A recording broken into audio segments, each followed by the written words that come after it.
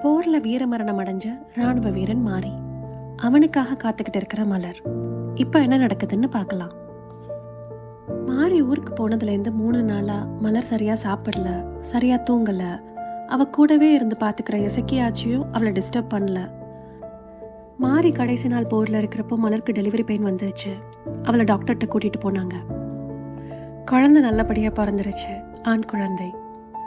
அந்த குழந்தை முகத்தை பார்த்த அடுத்த நிமிஷம் அது வரைக்கும் இருந்த வலி எல்லாம் மலருக்கு எங்க போச்சுன்னே தெரியல. அப்படியே மாறி முகம்தான். மாறிட்ட இதை சொன்னா அவன் கண்ணு எவ்வளோ அழகா சிரிக்கும்னு மலர் யோசிச்சு பார்த்துக்கிட்டா. அடுத்த நாள் ஹாஸ்பிட்டல் விட்டு டிஸ்சார்ஜ் ஆகி வெளியில வர்றப்போ ஒரே கூட்டம். எல்லாரும் மலரையே பார்த்தாங்க. அவங்களுக்குள்ள முன்னு பேசிக்கிட்டாங்க. அவளுக்குள்ள ஒரு பயம் வந்துடுச்சு. அது மட்டும் உண்மையா இருக்கக்கூடாதுன்னு சாமியை வேண்டிக்கிட்டா.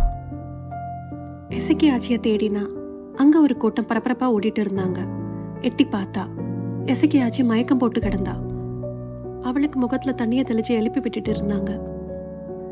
மலர் கையில இருந்த குழந்தைய பார்த்தா யார்கிட்டையும் பேசாம நேரா வீட்டுக்கு கிளம்பி போய் கதவை சாத்திக்கிட்டா. மாரியோட பிரிவை குழந்தையோட அணைப்பினால நாட்களை ஓட்டிட்டு இருந்தா மலர். இப்படியே 3 வருஷம் போயிடுச்சு. வருணுக்கு அச்சு அசல் மாறி ஃபேஸ் தான்.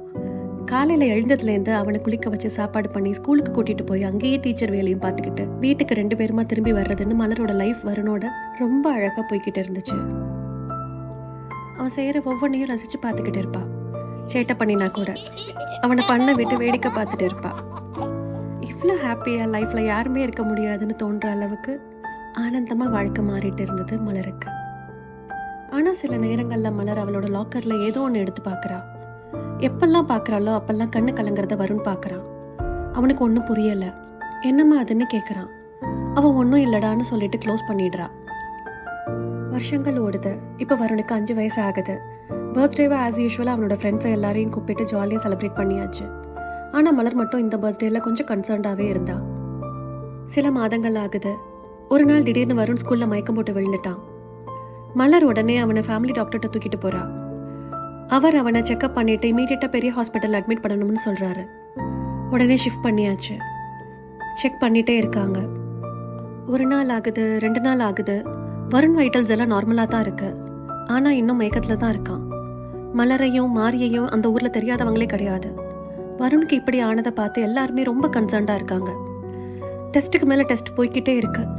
எல்லா ரிப்போர்ட்ஸும் வந்தாச்சு. ஹாஸ்பிட்டல் ஹெட் எக்ஸ்பர்ட் டாக்டர் ஒருத்தரை வரவழைச்சிருந்தாரு. அன்னைக்கு நாள் முழுக்க 2 பேரும் வருண் ரூம்ல தான் இருந்தாங்க. மலரை வெளியில வெயிட் பண்ண சொல்லிட்டாங்க. மலர் பதட்டமா இல்லை, ஆனா ரொம்ப வெளுத்து போய் தரைய ஒரே இடத்துல பார்த்துட்டே இருந்தா. இசக்கி ஆச்சி தரையில அவ கால் பக்கத்துல வாயில சேலையை அமுக்கிக்கிட்டு உட்கார்ந்துருந்தா. சீனியர் டாக்டர் ரூமை விட்டு வெளியில வந்தாரு. மலர் சட்டுன்னு எழுந்து நின்னா. ஏதாவது சொல்லுவார்னு அவர் முகத்தையே பார்த்துட்டு இருந்தா. அவர் அவளை பார்க்கவே இல்லை. கீழே பார்த்த மாதிரியே வெளியில நடந்து போயிட்டாரு. அவளுக்கு பக்குன்னு இருந்துச்சு. திரும்பி வருணை பார்க்க ரூமுக்குள்ள ஓடினா. அங்க டாக்டர் பிரம்மா ரொம்ப அமைதியா உட்கார்ந்து இருந்தாரு. டாக்டர் பிரம்மா, அவர் தான் அவனுக்கு டெலிவரி பார்த்தவர்.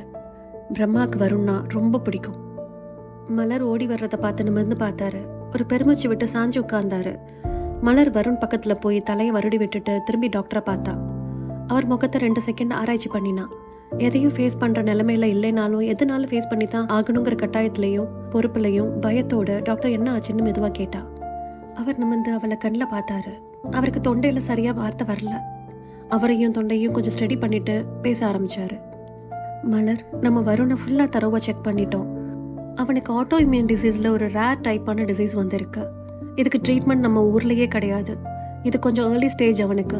ஸோ இப்போ உடனே எந்த பிரச்சனையும் தெரியாது. ஆனா இதுக்கப்புறம் அப்படின்னு இழுத்தாரு. மலர் முகத்தை பார்த்தாரு. பேரஞ்சு போய் இருந்தா மலர்.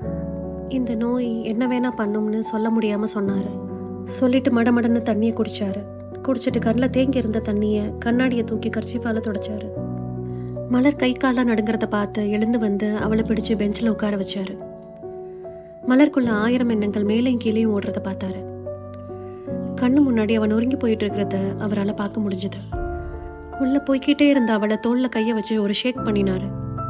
கெட்ட கனவுலேருந்து வெளியில வந்த மாதிரி உடம்பு உதறிச்சு ஒரு செகண்ட் அவளுக்கு. கொஞ்ச நேரம் சைலண்டா வருணை பார்த்துட்டே இருந்தா. அடுத்த செகண்ட் ஏதோ தீர்க்கமா ஆணுச்சு அவளுக்கு. பேச ஆரம்பிச்சா. டாக்டர், இதுக்கு ஏதாவது வழி இருக்கும், அது என்னன்னு சொல்லுங்கன்னு கேட்டா. இதுக்கு இது வரைக்கும் க்யூர்னு கண்டுபிடிக்கல எனக்கு தெரிஞ்ச வரைக்கும். ஆனால் வைகுந்தம் சாருக்கு இன்டர்நேஷ்னல் ஹாஸ்பிட்டல்ஸோட கனெக்ட் இருக்கு. அவர் எல்லார்கிட்டையும் பேசிட்டு ஏதாச்சும் பண்ண முடியுமான்னு ஒரு நாளில் சொல்கிறேன்னு சொல்லியிருக்காரு அப்படின்னு பதில் சொன்னார் டாக்டர். என்ன வேணா பண்ணுவேன் டாக்டர், வருணுக்கு சரியானா போதும். இப்படி பயம், அழுகை, தீர்க்கம், பாசம் எல்லாம் கலந்து ஆனால் எப்படினாலும் வருணை சரி பண்ணிடணுங்கிற ஒரு முடிவோட மனசோட போராடிட்டு இருந்தா மலர். கொஞ்ச நேரத்தில் வருண் மெதுவாக கண்ணை திறந்தான். ஓடி போய் அவனை ஆற தழுவிக்கிட்டா மலர். வருண் கண்ணை தொடச்சிக்கிட்டே என்னம்மா ஆச்சுன்னு கேட்டான். மலர் முகத்தை பார்த்து கொஞ்சம் அவனுக்கு ஒன்றும் புரியலை. ஏதோ சரியில்லைன்னு மட்டும் தோணுச்சு.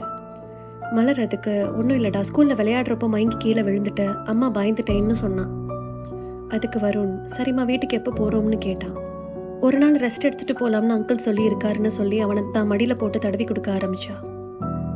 அவன் மனசுக்குள்ள அந்த துண்டு காகிதம் மாறி வருண், டாக்டர் பிரம்மா, டாக்டர் வைகுந்தம் இப்படின்னு எல்லாம் வரிசையாக சினிமா ஸ்கோப் மாதிரி ஓடிக்கிட்டே இருந்துச்சு.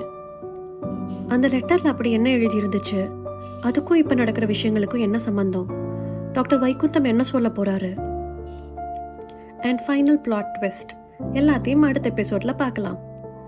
அதுவரை உங்களுடைய கருத்துக்கள், விமர்சனங்கள் எல்லாத்தையும் கமெண்ட் செக்ஷன்ல ஷேர் பண்ணுங்க. Stay tuned.